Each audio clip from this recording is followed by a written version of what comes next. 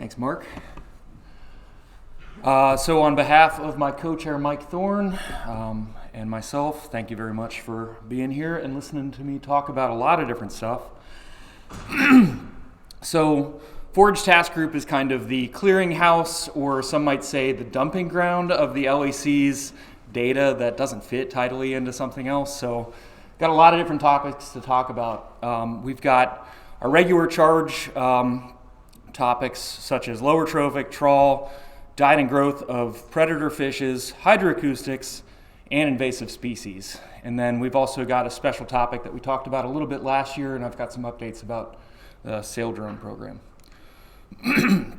So starting off with lower trophic, I just have a couple of slides here. We combine our indices of Secchi depth, chlorophyll A, and total phosphorus into one trophic state index. So we've got one number that tells us whether we're eutrophic or mesotrophic and stuff like that. The Lake Erie Committee has seen fit to dedicate different targets for our different basins. We see that most of our basins, west, central, and east basin nearshore, are all supposed to be, or we'd like them to be, mesotrophic to support our perkids. And that's a number in between 36 to 45. We want oligotrophic waters in the offshore waters of the eastern basin, and we really don't want our TSI index to be above 45 or so. That's getting into eutrophic. Unfortunately, what we see is that we've got a fair amount of eutrophy in the western basin. We did hit our mesotrophic in the central basin, but just barely. And then it's kind of unusual that the inshore waters of the eastern basin are oligotrophic and east offshore are mesotrophic, which is not what you'd expect, but that's what we get. But you see those numbers are pretty close, so we're talking about thresholds that we're right along the line. We did see, this is our TSI for the 4 different parts of the lake, and you see this past year we increased from a pretty low level of trophic status across all the basins. So a little bit more eutrophic or mesotrophic than we'd like. Moving over to our trawl indices. So forage fishes are caught in a number of different trawl surveys. I'm going to be presenting results from 4 different trawl surveys. So in the Western Basin, we've got our interagency that both Ohio and Ontario work on. In the Central Basin, we've got Ohio DNR. We've got New York trawl data from the East Basin, and then we also have Long Point Bay trawl data from Ontario. So I'm going to work through a few different of our typical forage fishes, starting off with rainbow smelt young of year. So we've got years on the x-axis and fish per hectare on the y. That's going to be the same across a lot of these graphs. You see that rainbow smelt young a year. We had quite a few in New York's trawl survey. So that's that yellow line there. Not as big as last year. Last year was the biggest catch that New York has seen for rainbow smelt yoys in the last 25 years or something like that. This past year was also a pretty good year in that survey, but you see the other 3 surveys, we caught very few rainbow smelt yoys. So Central Basin is this red dash line here. So lower levels than we've seen in the last couple years. For rainbow smelt adults, it's kind of the same picture. We see across 3 of the surveys pretty low levels, but New York again caught a fair amount of rainbow smelt adults in 2023. If we move over to emerald shiner, this is historically a pretty big forage fish, but we've seen very low levels of emerald shiners across most of our surveys, especially if you look back in the time series, back before we had tons of walleye in the lake. But again, New York had a little bit more emerald shiners. For gizzard shad, we're seeing pretty low levels across all of the surveys. And for round goby, pretty moderate levels. We catch more round goby than some of these other forage fishes. Pretty moderate levels that haven't changed a whole lot in the last couple years. So that's kind of the typical forage species that we think about in Lake Erie that have been in high abundance in recent years. But in 2023, we had kind of a surprise across several of our surveys. We saw tons of alewife. So thanks to MRQ4 for taking these pictures on the muskie. We had some very high catches of alewife across several surveys. So here we're looking at fish per hectare or gillnet CPE, and these are not the same surveys that we were just talking about. So in the Western Basin we didn't catch any, but USGS did when they did their trawl survey, which you see. Let's see, which one are they? They're the white one right there. So that's USGS catches. They also helped Pennsylvania trawl this year and had very, very high catches of alewife. Newark DEC caught the highest alewife that they've caught in 25 years or so.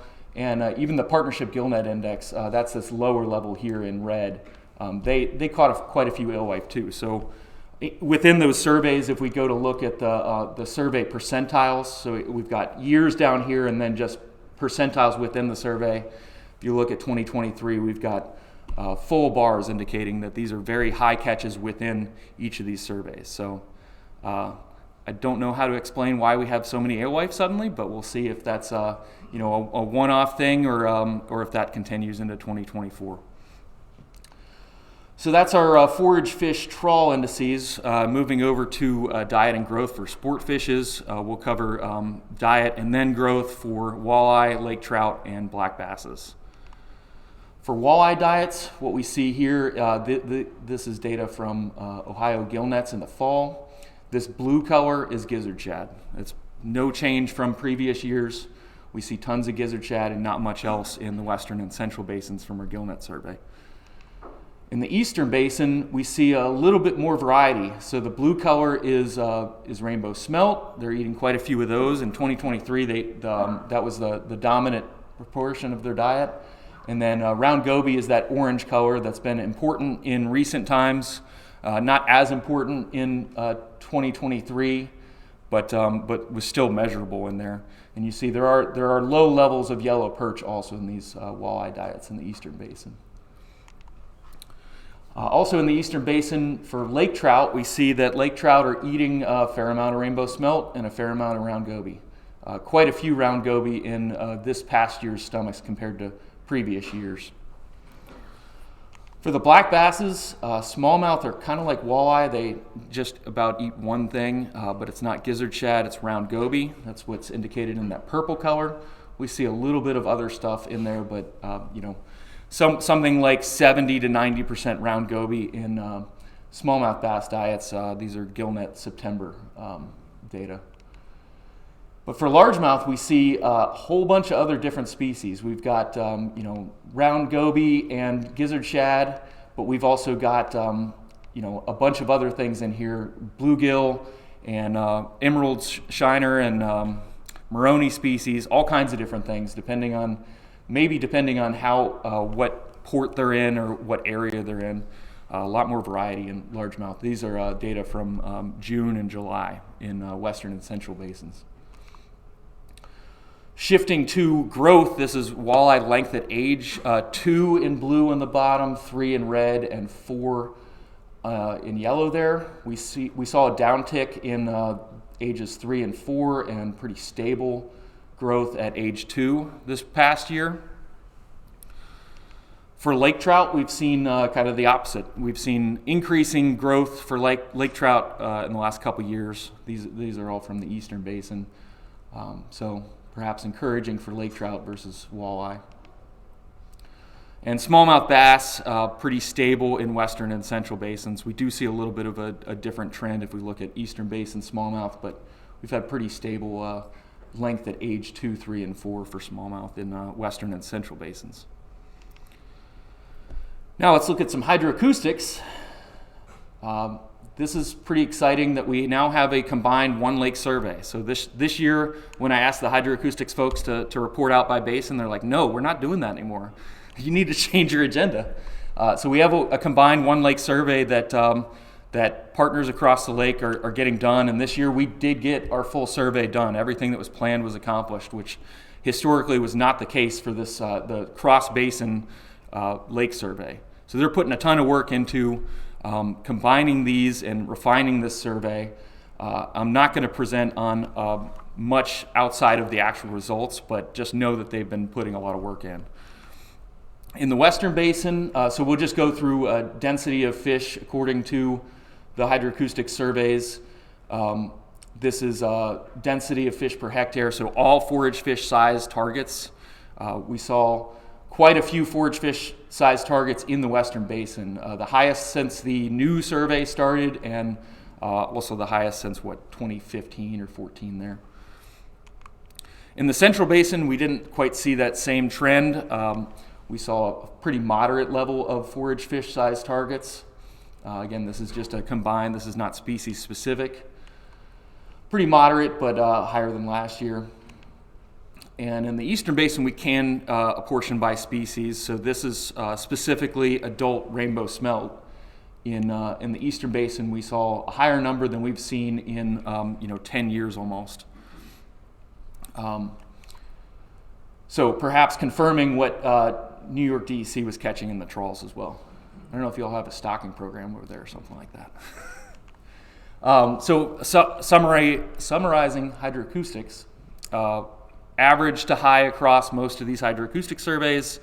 They're still working on a large target analysis that might be able to give us an index of lake trout or walleye or something like that. And then they're also working towards refining the survey and figuring out how we can apportion by species and that kind of thing. Getting towards the end, invasive species. So our Fish and Wildlife Service, believe it or not, this is a low effort year, I'm told. But you see they're covering a ton of the Huron-Erie corridor and many of the ports in Ohio waters. The majority of this effort is electrofishing. That's what we see in the red there. But they're using a number of other gears to try and get at what fish are in these areas, to try and look at early detection of these invasive species. So they caught a ton of fish this past year, 90,000. They did add in, they're testing out some eDNA work to see if eDNA can confirm the species that they're seeing. The notable catches that they had, they caught 3 different individuals of red ear sunfish in Ohio waters. So red ear are not super unique. They caught them also in 2021. They're not native to the Great Lakes Basin, but they are native to the Ohio River Basin, so southern Ohio. They caught these fish over in West Harbor, around the Catawba Peninsula, and then also in the harbor of Lorain. So handful of maybe concerning, but they've caught them there before. And generally the bottom line is, and the good news is that across all of their sampling and all of our agency's sampling, there were no new species captured. So no new invasives again, which is awesome news. Finally, let's talk about sail drone briefly. So sail drone is this crazy little sailboat that goes and does its thing, and it's pinging across the lake. So it looks like this. It's actually pretty big. It's the size of a normal boat. So USGS and Mark Dufour have been leading this effort. What they're doing is they're looking at our hydroacoustic survey and the bias that might be in these surveys. So sail drone is a silent platform, so if you think about a normal survey vessel, they're pretty noisy. They scare fish. How much do they scare fish? We don't really know. Because we have no other way of getting at them, but with a quiet platform like sail drone, we can do what are called overtakes. We can do like essentially paired transects with hydroacoustics using a survey vessel and sail drone, and then look at those biases. So in 2023, late summer, sail drone went all across the lake. So the yellow path there is where a sail drone went in the lake, and then you see there were 4 different vessels that did overtakes with it. As of right now, this is all I have to show you because it generated a ton of data, and Mark's busy doing other things.